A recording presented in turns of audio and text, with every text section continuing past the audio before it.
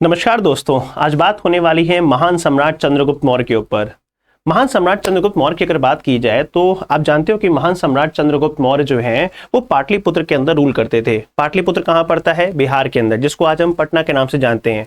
फिर भी उनकी जो मृत्यु हो रही है, वो अपने प्राणों का त्याग कर रहे हैं, वो दक्षिण भारत में कर रहे हैं और दक्षिण भारत के अंदर भी वो कर्नाटका राज्य को चुनते हैं अपने प्राण को त्यागने के लिए। तो मेरा हमेशा से यही सवाल रहा था कि चंद्रगुप्त मौर्य ने अपने प्राणों का त्याग पाटलिपुत्र से इतना दूर जाके कर्नाटका में क्यों त्यागा? अब कर्नाटका चुनने के पीछे दो तीन कारण हैं।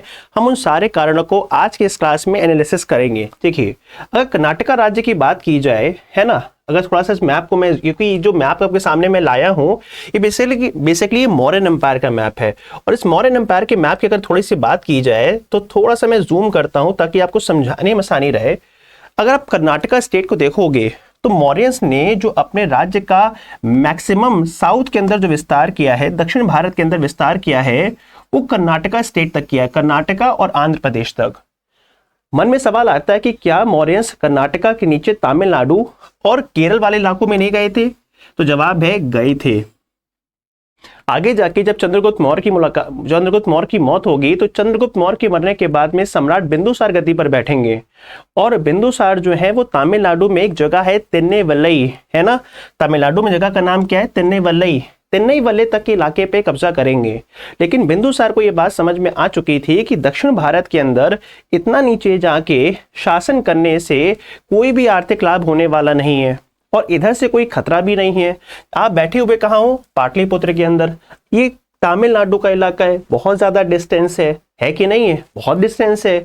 और जहां पे ट्रांसपोर्टेशन के साधन सीमित हैं, मतलब सड़कें बहुत सीमित हैं, है ना, कम्युनिकेशन के साधन नहीं है, ऐसे में पाटलिपुत्र से बैठ के तमिलनाडु के इलाके को रूल करने में कोई फायदा नहीं है। मतलब ये है कि अगर यहाँ से आप 2 रुपए कमाओगे तो यहाँ पर रूल करने के लिए कम से कम आपको 10 रुपए तो लगाने पड़ेंगे।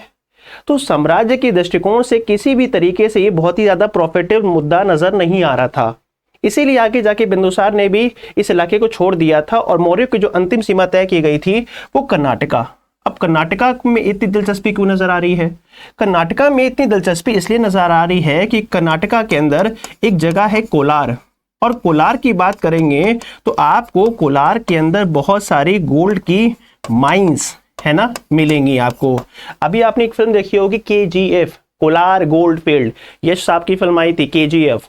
वो KGF बिल्कुल, जो आपको KGF के बारे में बताया जाता है कि वहां पे सोना पाया जाता था, तो सोना जो है प्राचीन काल से वहां पाया जाता था। और मौर्यंस अगर कर्नाटका पे कब्जा करेंगे तो क्या गोल्ड माइंस पे इनका कब्जा नहीं हो जाएगा? और गोल्ड आ जाएगा तो इकोनॉमी मजबूत नहीं हो जाएगी? इसीलिए काफी ज्यादा इकोनॉमी मजबूत हो जाएगी, इसीलिए कर्नाटका तक वो कब्जा करते हैं। इसीलिए मौर्यंस की जो दक्षिण भारत में जो अंतिम सीमा है वो क्या चुनी गई है? मौर्यंस की दक्षिण भारत में जो अंतिम सीमा चुनी गई है वो कर्नाटका, ना कि तमिलनाडु। क्योंकि तमिलनाडु पे खर्च अगर आप कब्जा करते हो, कंट्रोल करते हो, तो आपको उस जमाने में जहां पे means of transportation, means of communication बहुत ही सीमित थे, वहां पे बहुत ज्यादा आपको आर्थिक लाभ होने वाला नहीं है। बात समझ में आ रहा है? क्लियर हुआ ये बात? इसीलिए जो मौर्यंस की जो अंतिम सीमा है वो कर्नाटका है। अब सवाल उठता है कि चंद्रगुप्त मौर्य कर्नाटका क्यों आ गए? चंद्रगुप्त मौर्य की अंतिम सीमा कर्नाटका है, मौर्यों की अंतिम सीमा कर्नाटका दक्षिण भारत में, लेकिन कर्नाटका क्यों आए? कर्नाटका आने के पीछे एक लंबी कहानी है। कहानी ये है कि चंद्रगुप्त मौर्य ने जीवन के अंतिम चरणों में, जीवन के लास्ट फेज में जैन धर्म को स्वीकार कर लिया था। और जैन धर्म को स्वीकार करने में एक बहुत ही प्रसिद्ध जैन मॉन्क है जिसका नाम आप सबने सुना होगा, आचार्य भद्रबाहु जी। आचार्य भद्रबाहु जी जैन धर्म के महान विद्वान थे, है ना, प्रकांड विद्वान थे। इतने ज्यादा प्रकांड विद्वान थे कि उन्होंने अपनी जब बातें चंद्रगुप्त मौर्य को बताई कि देखिए, आपके दुखों का मेन कारण आपकी इच्छाएं हैं, जिस लेवल पे आपकी इच्छाओं पे आपका नियंत्रण होगा उस लेवल में आपके दुख जो है धीमे धीमे आपके खत्म हो जाएंगे। जब ये सारी बातें बताना शुरू किया तो चंद्रगुप्त मौर्य को लगा कि जैन धर्म बहुत अच्छा है। इसीलिए चंद्रगुप्त मौर्य ने जीवन के अंतिम चरणों में भद्रबाहु की विचारों से प्रभावित होने के बाद जैनिज्म को स्वीकार कर लिया था। इधर जब जैन धर्म को स्वीकार कर लिया तो इसी बीच में उत्तर भारत में बहुत बड़ा सूखा पड़ा। और जब उत्तर भारत में बहुत बड़ा सूखा पड़ा तो चंद्रगुप्त मौर्य ने बहुत सारे लोगों की मदद की, लेकिन उनको बाद में रियलाइज हो गया था कि मुझे अपने जीवन का अंत करना है। अब वो भद्रबाहु से कहते हैं कि भद्रबाहु जी, मुझे अपने जीवन का अंत करना है, तो भद्रबाहु कहते ठीक है सर, आप अपने जीवन का अंत कर सकते हो, लेकिन जीवन का अंत करने के लिए आपको नॉर्थ की जगह साउथ चलना चाहिए। अब यही मन में सवाल आता है कि आचार्य भद्रबाहु इन्हें दक्षिण भारत क्यों ले जाना चाहते थे। इन्हें दक्षिण भारत ले जाने के पीछे कहानी ये है क्योंकि जैनिज्म का जो प्रचार है, अगर आप ध्यान से देखेंगे तो जैनिज्म का जो प्रसार है वो नॉर्थ इंडिया में तो हुआ था। जैनिज्म का जो प्रसार है वो इंटायर नॉर्थ इंडिया में हुआ था। इवन जब सिकंदर महान भारत में आते हैं तो सिकंदर महान के समय उन्होंने मेंशन किया कि झेलम नदी के किनारे मैंने जैन मॉन्क्स को देखा है। इसका मतलब क्या है कि इंटायर नॉर्थ इंडिया के अंदर जैनिज्म फैल चुका था, लेकिन दक्षिण भारत के अंदर जैन धर्म ने अभी कदम नहीं रखे थे उतनी मजबूती से। इसीलिए अगर सम्राट जो कि चंद्रगुप्त मौर्य हैं, जो कि भारत के सम्राट है, जिनकी सीमाएं नीचे कर्नाटका तक फैली हुई हैं, अगर वो दक्षिण भारत में जाके अपने प्राणों का त्याग करेंगे, जो कि जैन धर्म के फॉलोवर बन चुके हैं, तो दक्षिण भारत में क्या होगा? दक्षिण भारत में जैन धर्म का प्रचार होगा। और एक बहुत बड़ा कारण था कि इसीलिए चंद्रगुप्त मौर्य जो है वो कहाँ जाते हैं? दक्षिण भारत में।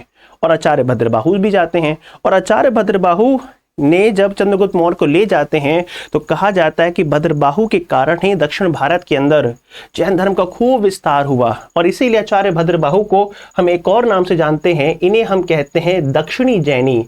दक्षिण भारत में जैन धर्म का प्रसार करने वाले क्या कहलाते हैं? दक्षिणी जैनी कहलाते हैं। इधर चंद्रगुप्त मौर्य जो हैं वो कर्नाटका पहुंच चुके थे, और जब ये कर्नाटका पहुंच गए तो कर्नाटका में एक जगह है श्रवणबेलगोला। क्या नाम है?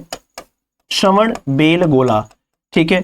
और इसी श्रवणबेलगोला में है ना एक पर्वत है, क्योंकि आप देखोगे ना ये वेस्टर्न घाट है, यहाँ पे बहुत सारी पहाड़ियां नजर आएंगी। और उनमें से एक पहाड़ी का नाम है चंद्रगिरी। इसका नाम चंद्रगिरी क्यों है? क्योंकि इसी पहाड़ी पर सम्राट चंद्रगुप्त मौर्य ने अपने प्राणों का त्याग किया था, इसीलिए इस पहाड़ी को बोलते हैं चंद्रगिरी। और इसी चंद्रगिरी पहाड़ी पर आचार्य भद्रबाहु की सहायता से चंद्रगुप्त मौर्य ने एक पद्धति होती है, उसका नाम है संलेखना। याद रखिएगा उसका नाम क्या होता है? संलेखना।